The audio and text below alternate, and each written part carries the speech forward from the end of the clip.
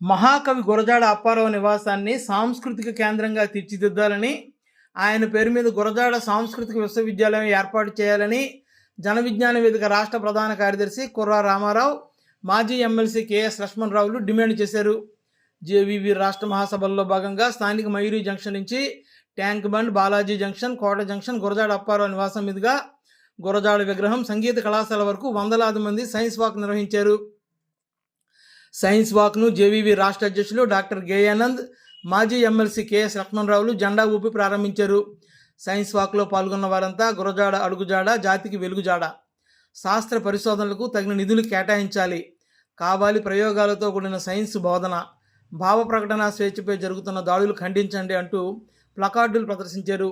కార్యక్రమంలో భాగంగా గురజాడ నివాసాన్ని, సంగీత కళాశాలను ప్రతినిధులంతా సందర్శించారు.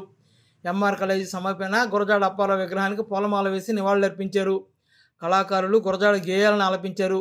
కార్యక్రమంలో జేవీవీ జిల్లా అధ్యక్ష కార్యదర్శులు ఎంవీఎన్ వెంకట్రావు, రమణ ప్రభాత్, నాయకులు చీకటి దివాకర్, రాజగోపాల్, సమతా విభాగం రాష్ట్ర కన్వీనర్ జి నిర్మల తదితరులు పాల్గొన్నారు.